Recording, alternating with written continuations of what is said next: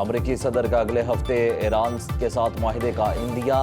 ABC news کو interview میں Trump نے کہا کہ میرے خیال میں اگلے ہفتے ایران سے ڈیل ہو جائے گی۔ معاہدے کے تحت جنگ بندی میں توسیع اور آبنہ ہرمز کو کھول دیا جائے گا۔ ابھی تک آبی گزرگاہ کھولنے کے لیے کسی MOU پر راضی نہیں ہوں۔ ایران نے جنگ بندی پیغامات کا تبادلہ روکنے سے مطلع نہیں کیا۔ اس وقت کا انتظار کریں گے جب ایران امریکی شرائط پر ڈیل کرنے کو تیار ہوگا۔ ایران کی پیغامات معطلی کا مطلب یہ ہرگز نہیں کہ امریکہ ایک بار پھر ایران پر بم گرانا شروع کر دے گا۔ امریکی صدر نے اسرائیلی وزیر اعظم کو پاگل اور ناشکرا قرار دے دیا۔ امریکی نیوز ویب سائٹ ایکزیوس نے دعویٰ کیا کہ لبنان میں جاری لڑائی کی وجہ سے ٹرمپ نے ٹیلی فون پر سخت لہجے میں بات کی۔ نیتن یاہو کو خبردار کرتے ہوئے کہا کہ بیروت پر حملے نہیں ہونے چاہیے۔ یہ اقدام اٹھایا تو اسرائیل دنیا میں مزید تنہا ہو جائے گا۔ اگر وہ نہ ہوتے تو آج جیل میں ہوتے۔ ہر شخص اسرائیل اور تم سے نفرت کرتا ہے۔ کیا احمقانہ کام کر رہے ہو؟ جواب میں نیتن یاہو اوکے اوکے کہتے رہے۔ ایرانی وزیر خارجہ عباس اراغچی کا نائب وزیر اعظم اسحاق ڈار اور فیلڈ مارشل سید عاصم منیر سے الگ الگ ٹیلی فونک رابطہ۔ ایرانی میڈیا کے مطابق عباس اراغچی نے فیلڈ مارشل سید عاصم منیر سے بات چیت کے دوران علاقائی صورتحال اور جنگ بندی پر گفتگو کی۔ ترجمان دفتر خارجہ کے مطابق نائب وزیر اعظم اسحاق ڈار سے گفتگو کے دوران عباس اراغچی نے کشیدگی کم کرنے کے لیے پاکستان کو کردار ادا کرتے رہنے کی درخواست کی۔ اسحاق ڈار نے جنگ بندی کے تسلسل کو موجودہ مفاہمتوں کے تحفظ کے لیے ناگزیر قرار دیا۔ اسحاق ڈار کی مصری وزیر خارجہ ڈاکٹر بدر عبدالعاطی سے ٹیلی فونک گفتگو۔ ترجمان دفتر خارجہ کے مطابق دونوں وزرائے خارجہ نے امن و استحکام کے لیے مسلسل سفارتکاری کی ضرورت پر زور دیا۔ حزب اللہ نے امریکہ کی پیش کردہ تجویز سے اتفاق کر لیا۔ آج اور کل مذاکرات ہوں گے۔ سیز فائر کے عمل کو مضبوط بنانے کے لیے اقدامات پر غور کیا جائے گا۔ لبنانی صدارتی دفتر نے اعلان کیا کہ تجویز کے تحت اسرائیل اور حزب اللہ حملے روک دیں گے۔ حزب اللہ کی جانب سے اس تجویز کی منظوری کی تصدیق موصول ہو گئی۔ منصوبے کے تحت اسرائیل اور حزب اللہ ایک دوسرے کے خلاف کسی قسم کی کارروائی سے گریز کریں گے۔ سیز فائر کو لبنان کے تمام علاقوں تک وسعت دی جائے گی۔ حزب اللہ کے رکن پارلیمان حسن فضل اللہ کا کہنا ہے کہ پورے لبنان میں مکمل جنگ بندی کی حمایت کریں گے۔ یہ اسرائیلی فوج کے انخلا کے ایران اور امریکہ میں کشیدگی بڑھنے لگی۔ امریکی حملوں کے لیے جواب میں ایران کا رد عمل۔ ایرانی بحریہ کا تجارتی جہاز پر کروز میزائل سے حملہ۔ پاسداران انقلاب نے دعویٰ کیا کہ بحری جہاز MSC سالسکا 5 امریکی اور اسرائیلی مفادات سے منسلک تھا۔ کارروائی خلیج عمان میں ایران جانے والے گیمبیا کے پرچم بردار بحری جہاز لیان سٹار پر امریکی حملے کے رد عمل میں کی۔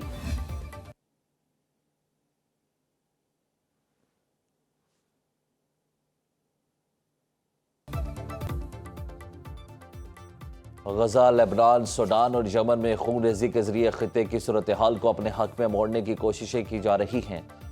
ترک صدر رجب طیب اردوان کہتے ہیں کہ ترکی ایسے تمام منصوبوں کا ناکام بنانے کے لیے سرگرم ہے۔ ہم اس حقیقت سے پوری طرح آگاہ ہیں۔ تاریخی تبدیلیوں کے اس دور میں ایک تاریخی ذمہ داری اپنے کندھوں پر اٹھائی ہے۔ بعض خلقوں کی مخالفت کے باوجود استنبول ہمیشہ ترک اور مسلم شناخت کا حامل شہر رہے گا۔ پاکستان کے لبنان پر اسرائیلی حملوں کی مذمت۔ لبنانی حکومت اور عوام سے اظہار یکجہتی۔ مستقل مندوب عاصم افتخار نے اقوام متحدہ کی سلامتی کونسل سے خطاب کرتے ہوئے کہا، لبنان پر اسرائیلی حملے عالمی قوانین کی خلاف ورزی۔ پائیدار امن صرف بات چیت سے ہی ممکن ہے۔ تناؤ میں کمی کے لیے سفارتی کوششیں جاری رکھیں گے۔ اسرائیل کے حملے خطے میں امن کی کوششوں کو متاثر کر رہے ہیں۔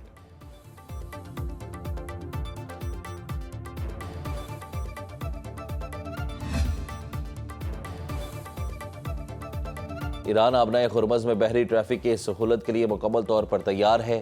ایرانی صدر مسعود پزیشکیان کی جاپانی وزیر اعظم سے گفتگو۔ عرب میڈیا کے مطابق ٹیلی فونک گفتگو میں جاپانی وزیر اعظم نے پزیشکیان پر آبنہ ہرمز دوبارہ کھولنے پر زور دیا۔ ایرانی صدر نے کہا کہ اصل مسئلہ امریکہ کی طرف سے ایرانی جہاز رانی اور تجارت پر پابندیاں ہیں۔ جاپانی بحری جہازوں کو بغیر کسی پریشانی کے گزرنے کا راستہ فراہم کرنے کی کوشش کریں گے۔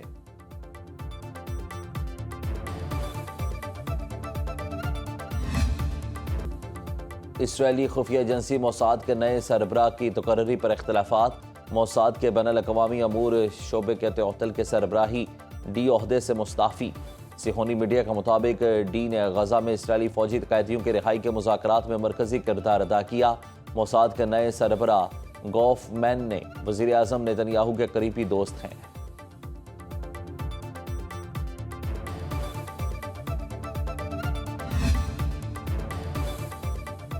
یورپی یونین کی اعلیٰ نمائندہ کایا کلاس کی وزیر اعظم شہباز شریف اور نائب وزیر اعظم اسحاق ڈار سے ملاقاتیں، علاقائی امن و استحکام کے لیے پاکستان کے کردار کو سراہا۔ وزیر اعظم نے کہا کہ پاکستان یورپی یونین کے ساتھ کثیر الجہتی شراکت داری کو مزید مضبوط بنانے کا خواہش مند ہے۔ اسحاق ڈار کے ہمراہ مشترکہ پریس کانفرنس سے خطاب میں کایا کلاس نے کہا کہ پاکستان خطے کی بڑی طاقت اور ہمارا اہم شراکت دار ہے۔ امریکہ ایران ثالثی کے لیے پاکستان کا کردار انتہائی قابل ستائش۔ اسحاق ڈار بولے فریقین کے درمیان تجارت اور دیگر شعبوں میں تعاون کے وسیع مواقع موجود ہیں۔ پاکستان اور یورپی یونین کے درمیان اسلام آباد میں 8ویں اسٹریٹجک مذاکرات مشترکہ مفادات پر مبنی شراکت داری مزید مضبوط بنانے پر اتفاق۔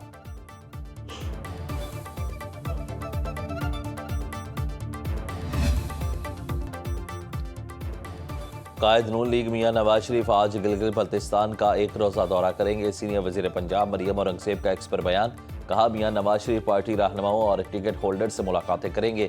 گلگت بلتستان میں انتخابات اور عوام کی ترقی کے حوالے سے تبادلہ خیال کریں گے۔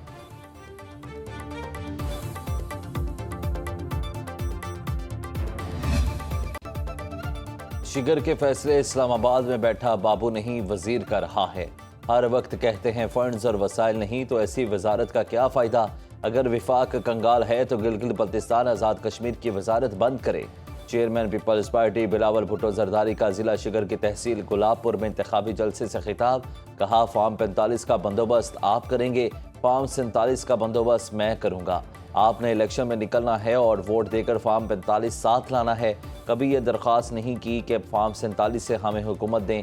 پچھلے الیکشن میں پیپلز پارٹی سے 9 سیٹیں چھینی گئیں۔ گلگت بلتستان میں شفاف الیکشن کرائے جائیں۔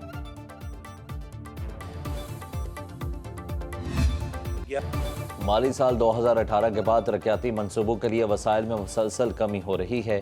ترقیاتی بجٹ کے حوالے سے صوبے امیر ہو گئے۔ وفاقی وزیر منصوبہ بندی احسن اقبال کا سالانہ پلان کوارڈینیشن کمیٹی اجلاس سے خطاب، کہا سرمایہ کاری جی ڈی پی کی 2.6% سے کم ہو کر 0.6% رہ گئی۔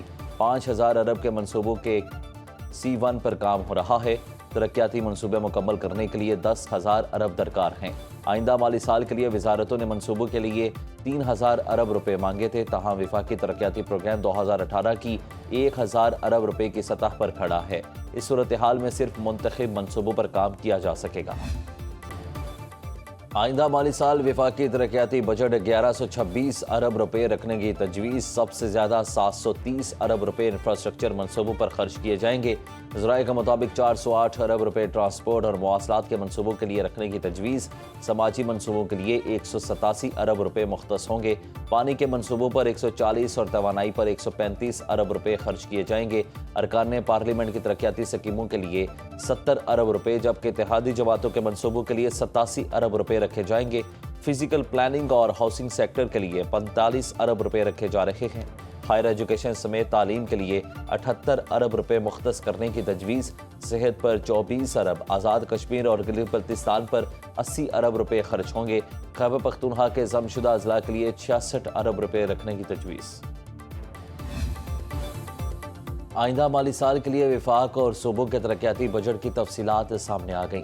ملک بھر میں ڈیولپمنٹ بجٹ کا حجم 4,264 ارب روپے رہے گا۔ مرکز 1126 جبکہ صوبے 3,138 ارب روپے خرچ کریں گے۔ پنجاب کی سب سے بڑی 1,450 ارب روپے کے ڈیولپمنٹ بجٹ کی تجویز، پنجاب اپنے وسائل سے 1,306 ارب روپے خرچ کرے گا۔ 144 ارب روپے کی غیر ملکی امداد بھی پنجاب کے ترقیاتی بجٹ میں شامل ہے۔ سندھ کا سالانہ ترقیاتی بجٹ 816 ارب روپے ہوگا۔ 520 ارب روپے مقامی وسائل جبکہ 296 ارب روپے کی غیر ملکی امداد شامل۔ بلوچستان کا ترقیاتی بجٹ 1,125 ارب روپے ہوگا۔ مختلف منصوبوں پر 308 ارب روپے خرچ ہوں گے۔ خیبر پختونخوا 564 ارب روپے خرچ کرے گا، جس میں 187 ارب روپے کی غیر ملکی امداد ہوگی۔ وزیر اعظم شہباز شریف سے ملک بھر کے چیمبر آف کامرس کے وفد کی ملاقات، آئندہ بجٹ اور ملک کی مجموعی معاشی ترقی کے حوالے سے تجاویز پیش کی۔ وزیر اعظم نے کہا کہ مسلسل محنت اور معیشت کو استحکام ملا، تیز تر معاشی ترقی کے لیے کوششیں جاری رکھیں گے۔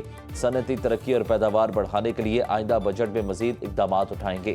برآمدات پر مبنی معاشی ترقی ہمارا مشن ہے اور اجتماعی کاوشوں سے اس مشن کی تکمیل یقینی بنائی جائے گی۔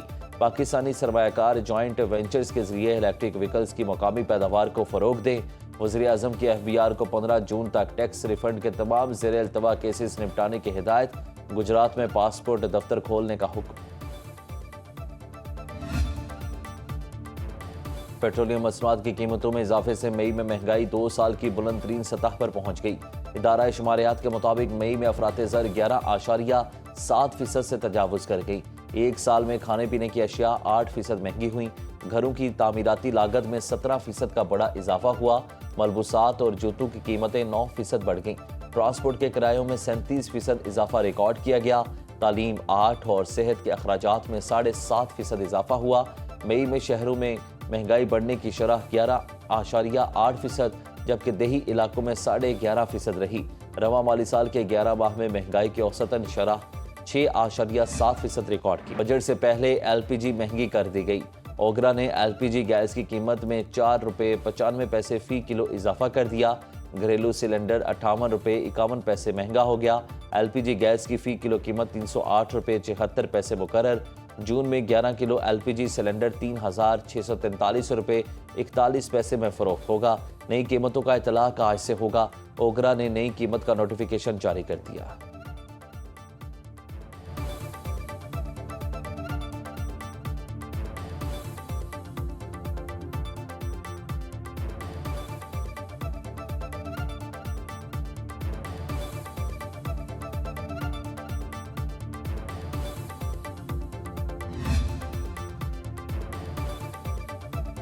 خبردار ہوشیار، پنجاب میں آج سے سمارٹ لاک ڈاؤن کا دوبارہ آغاز ہوگا۔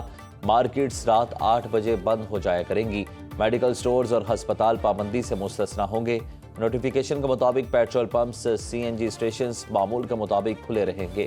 شادی hall, restaurants, food out let's اور تندور رات 10 بجے بند ہوں گے۔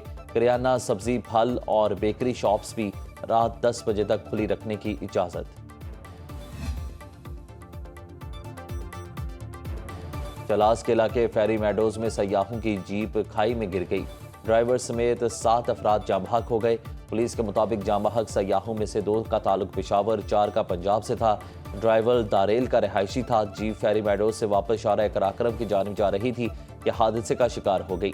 پولیس کا کہنا ہے کہ جائے حادثہ انتہائی گہرائی میں ہونے کے باعث ریسکیو آپریشن میں مشکلات کا سامنا۔ مقامی افراد بھی امدادی کارروائیوں میں شریک۔ ملک کے میدانی علاقوں میں شدید گرمی کی لہر۔ اسلام آباد اور بالائی پنجاب میں مطلع جزوی ابر آلود۔ PTM میں پنجاب نے صوبہ بھر میں 5 جون تک آندھی، بارشوں اور یالہ باری کا الرٹ جاری کر دیا۔ راولپنڈی، مری، اٹک، جہلم، لاہور، فیصل آباد، جھنگ سمیت دیگر شہروں میں بادل برسنے کا امکان۔ مری اور گلیات میں رات کو چند مقامات پر بارش ہو سکتی ہے۔ کوہستان، بٹگرام، وزیرستان میں چند مقامات پر بارش متوقع۔